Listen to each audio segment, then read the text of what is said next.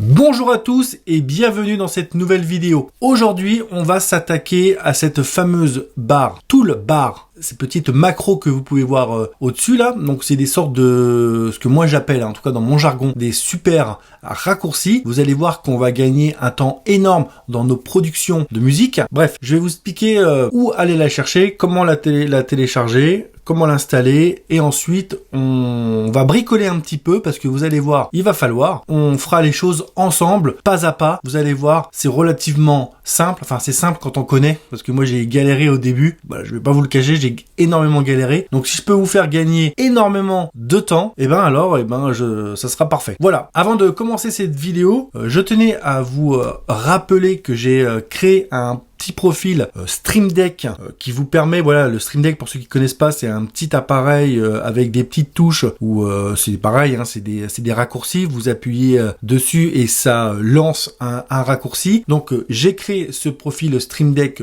pour Studio One. Donc là, il est mappé pour macOS, mais dans le dossier, une fois qu'il sera téléchargé, à l'intérieur, il y a un petit tuto qui vous explique comment basculer de raccourci macOS en raccourci Windows. Donc c'est relativement simple, hein, vous verrez. Donc voilà, vous l'installez vous installez le profil Stream Deck donc dans votre Stream Deck, hein, dans vos paramètres. Et pour macOS, ça fonctionne tout de suite. Par contre, pour Windows, il y a une petite manip, mais ça va vite. Donc je l'ai mis au prix de 8 €. Voilà, si vous voulez soutenir la chaîne et avoir un petit outil sympathique pour vous aider, voilà, à accélérer un peu votre workflow, et bien vous pouvez aller télécharger ce profil Stream Deck. Tous les liens seront dans la description de cette vidéo. Et bien c'est parti, on va installer cette petite barre. La première chose à faire, c'est d'aller télécharger justement ce petit outil. Alors tous les liens, je me répète, seront dans la description de la vidéo. Alors on va aller sur le navigateur internet. Voici donc la page d'Ivan Calderon. Donc là je l'ai en français. Si vous l'avez en anglais, vous vous rappelez de la petite manip, hein. Vous faites un clic droit et traduire en français. Si vous êtes sur le navigateur Google Chrome. Ensuite, vous descendez tout en bas du site. Et ici, vous avez outils de Studio One. Donc, on va cliquer sur apprendre encore plus. Il vend des templates.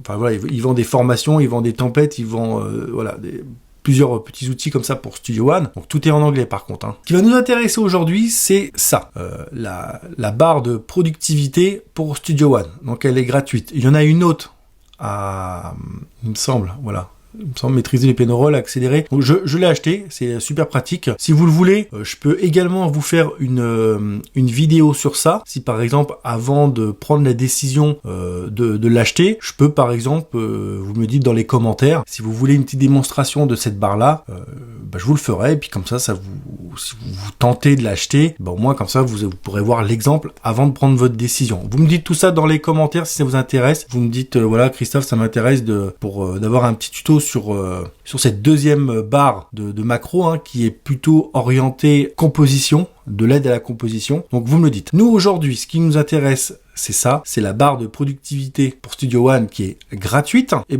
on va la télécharger, donc on clique dessus, hein. Il suffit de mettre son prénom et son adresse mail. Ensuite, vous faites télécharger la barre d'outils macro gratuite et ensuite vous allez la recevoir quelques secondes après dans votre boîte mail. Voilà, donc quelques secondes après, vous recevez un petit message de la part du youtubeur et il vous suffit de cliquer ici, hein, comme son nom l'indique, pour télécharger le petit utilitaire. Donc on va le faire. Moi je suis sur Mac, hein. Sur Windows, j'imagine que c'est similaire. Moi, je vais le mettre sur le bureau. Donc, j'enregistre. Voilà. Ensuite, on va aller sur notre bureau. Donc, on se retrouve avec un petit dossier zip. Donc, on va le dézipper. Voilà. Voilà à quoi ressemble ce petit fichier. Vous allez voir, il n'y a pas plus simple pour l'installer. Là, je vais pas le faire parce que sinon, ça va me mettre le bazar dans mon organisation dans Studio One. Vous ouvrez donc votre Studio One, comme ça. D'accord. Faut qu'il soit allumé. Je trouve que je sais pas, mais il me semble que quand il est pas lancé, ça fonctionne pas. Suivez le tuto à la lettre, comme ça il y aura pas de problème. Donc, une fois que votre Studio One est lancé, il vous suffit simplement de double-cliquer sur ce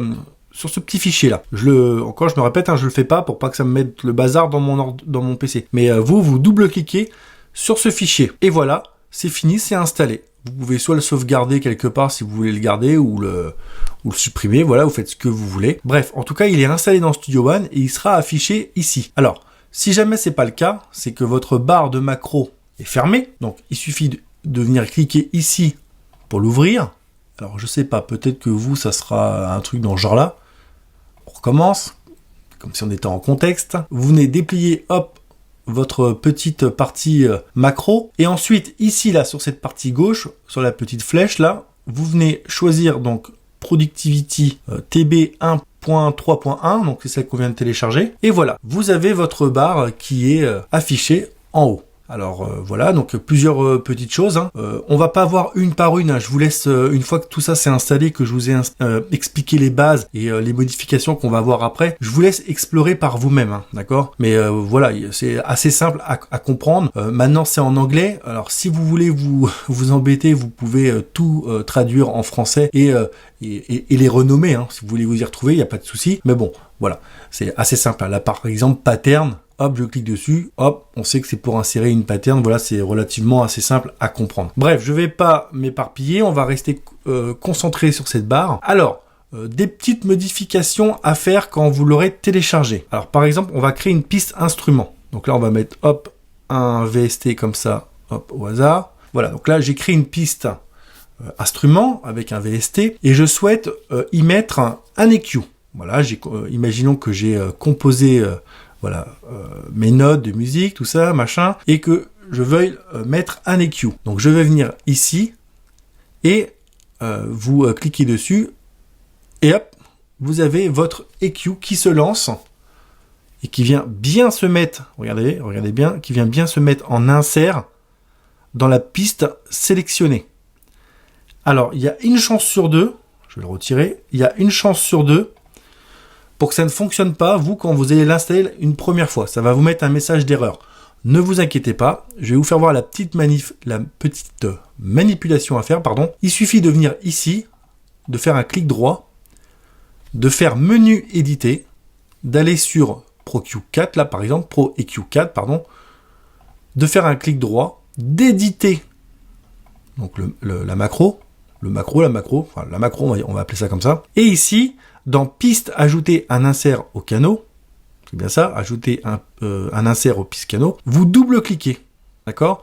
Donc vous, c'est sûr, vous allez avoir le problème comme moi je l'ai eu, vous allez cliquer sur, il me semble que lui, par défaut, il a mis Pro Q3, et quand j'ai cliqué dessus, ça m'a mis un message d'erreur, alors que j'avais la version, avant d'installer la 4, la 3, et ça fonctionnait pas. Donc pas de panique, vous venez ici, vous double-cliquez, d'accord?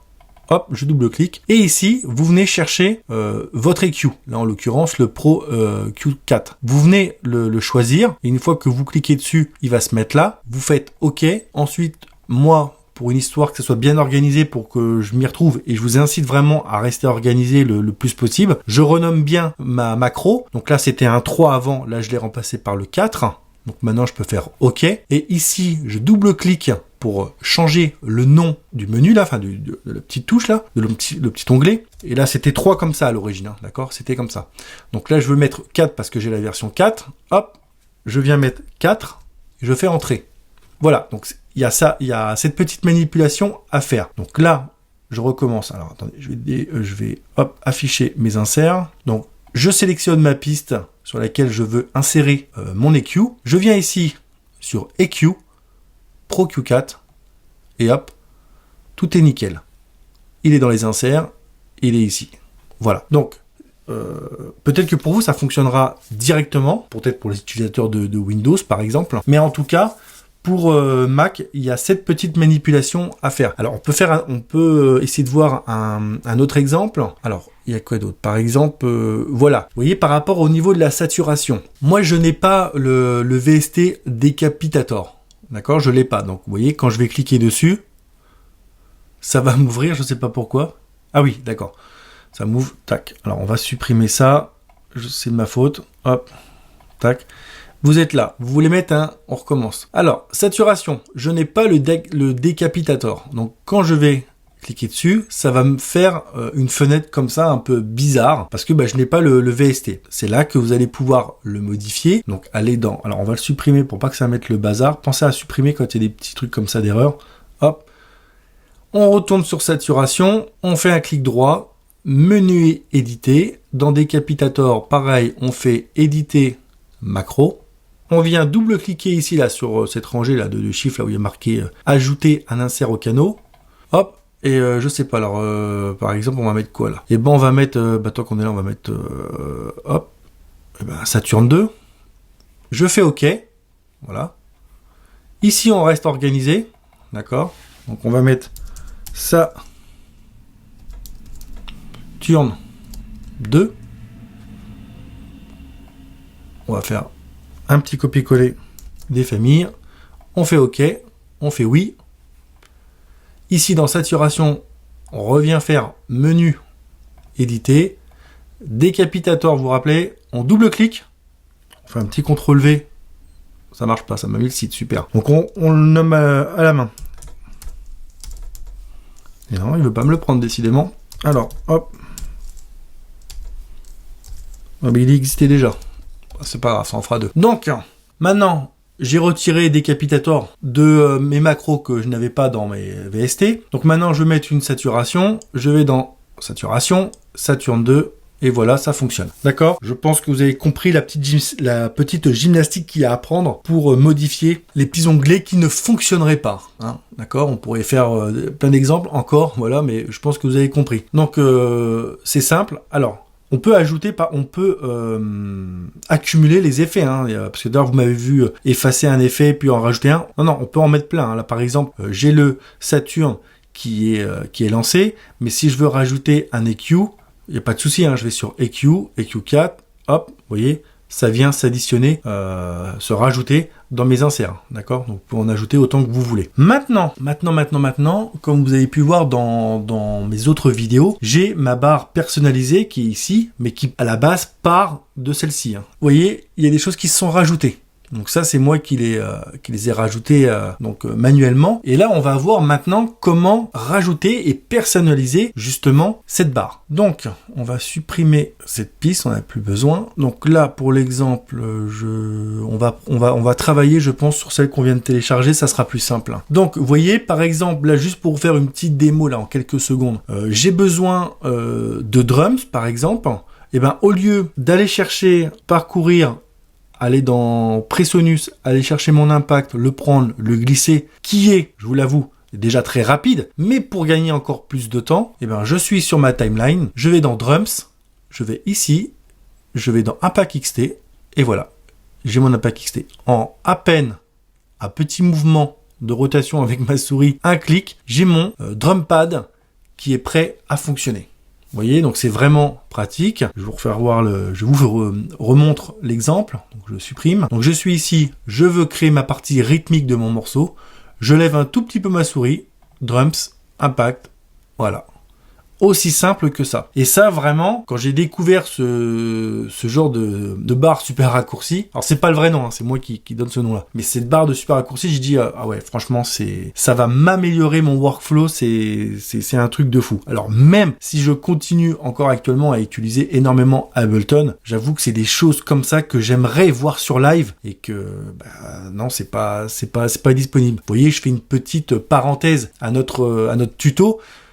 Je kifferais d'avoir ça sur Ableton. Par exemple, quand vous fermez une fenêtre de VST et que vous voulez la réouvrir, eh ben, il faut descendre, aller chercher l'équivalence d'ici pour ouvrir. Mais sauf que sur Ableton, c'est tout en bas. Pour ceux qui connaissent, là, le petit rond, là, je vous mettrai peut-être en capture d'écran la fenêtre en question, laquelle je vous parle, là. Mais il faut cliquer dessus, aller ouvert, il faut refermer, vous travaillez, vous voulez rouvrir, il faut, hop, là, avec Studio One, avec une seule touche, là, j'ai paramétré mon Studio One avec la touche, par exemple, F1, hop, ça m'affiche ma fenêtre. C'est ça, je travaille dessus, je la ferme, je travaille, tac, tac, tac, sur mes éléments, je vais réouvrir mon VST, j'appuie sur la touche F1, vous voyez, et ça, mais franchement, Ableton, si vous pouvez faire des choses comme ça sur live, ça serait génial, franchement, enfin, bref. Donc voilà, on revient à notre tuto. Ensuite, donc, par exemple, un synthé, je veux rajouter un synthétiseur, un VST de synthé, et bah pareil, je vais dans mes synthés, je clique dessus, je veux le sérum, pas de souci, je descends, je clique sur sérum, et ça vient me rajouter une piste instrument et le sérum qui s'allume. Je choisis mon preset, soit je choisis mon preset et je le modifie au niveau des potards. Une fois que j'ai terminé, que j'ai le son que je veux, je ferme la fenêtre et je peux commencer ma composition. Vous voyez, donc c'est vraiment top. Alors, et ben maintenant on va voir comment rajouter ces petits onglets que vous pouvez voir. Donc on va se remettre sur la barre qu'on vient, normalement que vous avez téléchargé, installée dans votre Studio One. Donc voilà, donc vous venez de télécharger cette barre-là. Maintenant, vous savez comment faire pour modifier les petites choses quand elles se lancent pas. Maintenant, on va créer un exemple. Après, je vais pas refaire exactement la barre que moi je me suis créée pour moi. À vous de créer la barre que vous voulez. Alors, on va se mettre sur audio là, par exemple. Vous voyez, audio il s'allume un petit peu là quand on passe dessus là. Donc, on fait un clic droit et on fait nouveau groupe 1. Vous voyez, et ça vient ajouter un groupe à côté, à gauche. Donc ensuite, on va par exemple créer, qu'est-ce qu'on va pouvoir créer? Allez, une petite aide MIDI à la composition. Donc vous cliquez dessus, pardon, vous allez en bas, vous double-cliquez et on va l'appeler par exemple outils, allez, on va dire que c'est les outils MIDI. Les outils MIDI. Voilà, donc là on vient de créer un petit onglet principal, outils MIDI. Vous vous rappelez, on a fait un clic droit, on a fait nouveau groupe, c'est venu s'afficher sur la gauche, et ici on double-clique, et on vient changer le nom. Donc là, outils MIDI. Maintenant, je veux créer un petit menu déroulant comme là on peut voir à droite. Et ben c'est très simple, on va à gauche, on clique droit, on sélectionne, on sélectionne pas, on va sur outils MIDI, voilà, on fait un clic droit, et on fait nouveau bouton de menu. Voilà, ça vient de nous créer le bouton de menu, il n'y a rien.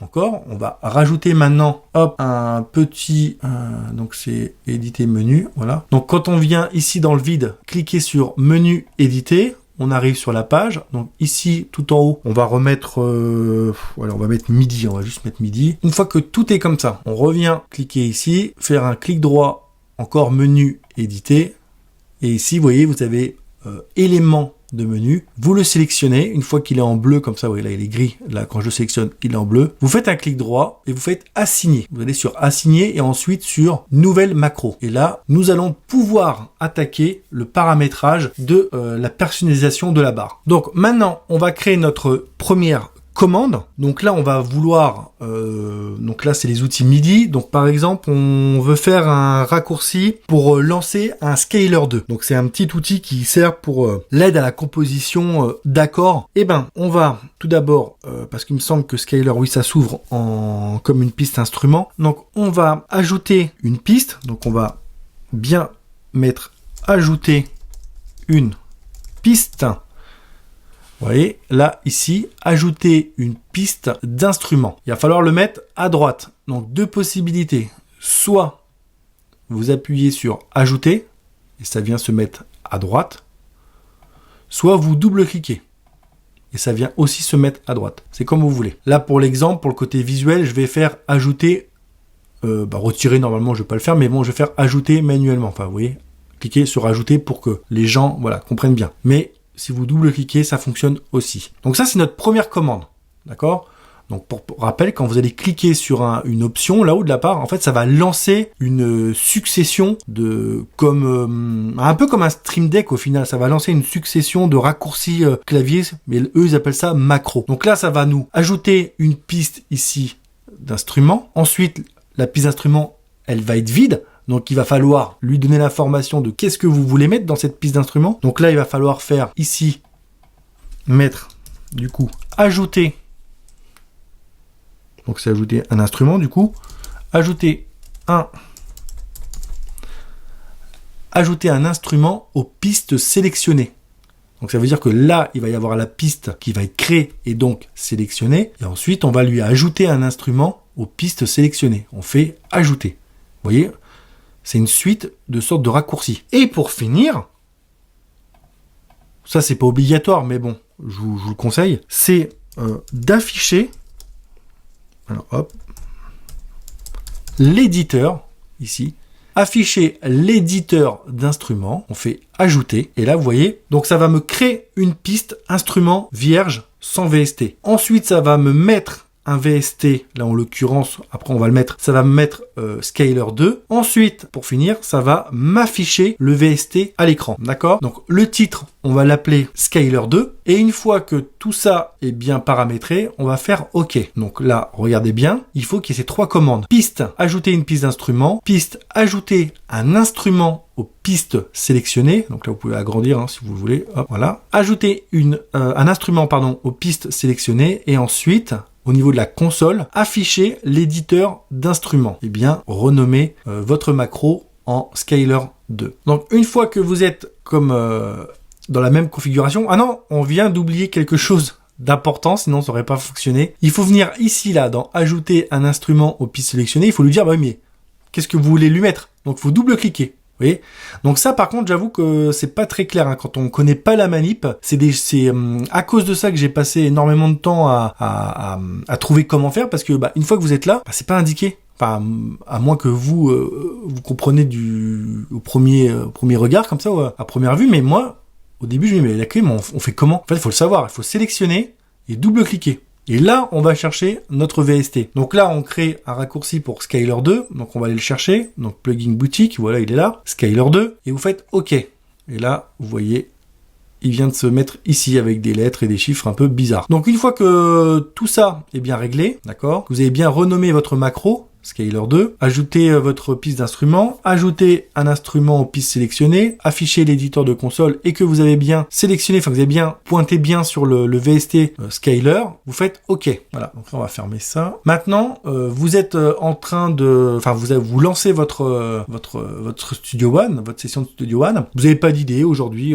pour composer une suite d'accords. Vous voulez vous aider d'outils MIDI comme Scaler 2. Et ben c'est très simple. Vous allez sur votre barre, hop, d'outils MIDI, Scaler 2, vous cliquez dessus, et voilà, ça crée la piste avec le Scaler 2 qui se lance. Vous allez chercher votre suite d'accords, tac tac tac. Une fois que vous avez trouvé votre suite d'accords, et ben vous faites votre petite sauce, vous récupérez les parties MIDI, machin, voilà, vous pouvez fermer la fenêtre, voilà, ainsi de suite. Donc vous savez maintenant comment avoir cette petite barre de macro raccourci, enfin de super raccourci. Alors son vrai nom, ça s'appelle Macro Toolbar. Donc voilà. Qu'est-ce qu'on peut voir d'autre? Par exemple, on peut, ça on va le supprimer. Allez, un dernier petit exemple. Si par exemple je veux, on va reprendre ma barre, ce sera plus simple. Au niveau des drums, donc on reprend l'exemple. Je veux mon Impact XT. Voilà, parfait, il se lance. Maintenant, je vais créer une pattern. Au lieu de faire des raccourcis clavier en quittant ma souris et mon clavier pour faire le raccourci, je ne bouge pas. J'ai ma main gauche sur mon clavier, ma main droite sur ma souris. Je vais sur pattern,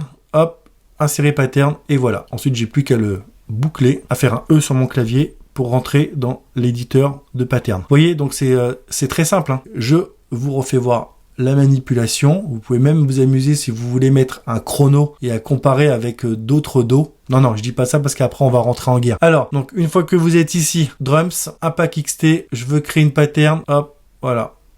Je boucle et je peux rentrer dans mon éditeur de pattern. Je peux fermer la fenêtre sans bouger. Je peux fermer la fenêtre en appuyant sur F1 et voilà. Je peux afficher de façon, maintenant vous savez. Alors je sais pas si vous êtes au courant pour les utilisateurs de la nouvelle version de Studio One 7. Mais en fait, vous pouvez avoir les éléments qui se trouvent dans votre impact ici, en appuyant ici, en agrandissant, hop, pardon, ici, et vous retrouvez les éléments de votre drum pad là. Donc je sais pas si vous étiez au courant. En tout cas, en cliquant ici, là, hop, vous avez vos éléments pour votre batterie. Donc voilà. Et ben, j'espère que ce tuto vous a plu. Je sais qu'il était attendu. Donc voilà, maintenant vous savez comment installer la barre de la macro tool là, la macro toolbar. Vous avez vu comment faire quand vous rencontrez un problème, que vous voulez lancer quelque chose et que ça fonctionne pas, comment faire pour résoudre le problème. Et vous avez vu comment rajouter des groupes et comment créer un macro raccourci. En fait, je sais pas vraiment le vrai nom exact de lui donner. Moi, j'appelle ça mes super raccourcis. Mais bon, après, je vais vous induire en erreur. Mais moi, j'appelle ça super raccourci. Voilà. Et ben, j'espère que cette vidéo vous a plu. Hein. N'hésitez pas à lâcher vos plus beaux pouces et vos plus beaux commentaires. Enfin, je sais que vous le faites déjà. Vous êtes vraiment géniaux. On est à 900 un peu plus de 900 abonnés sur la chaîne, donc c'est génial. Je suis vraiment content. Au moins, je me dis que je fais pas toutes ces vidéos-là pour rien. Alors,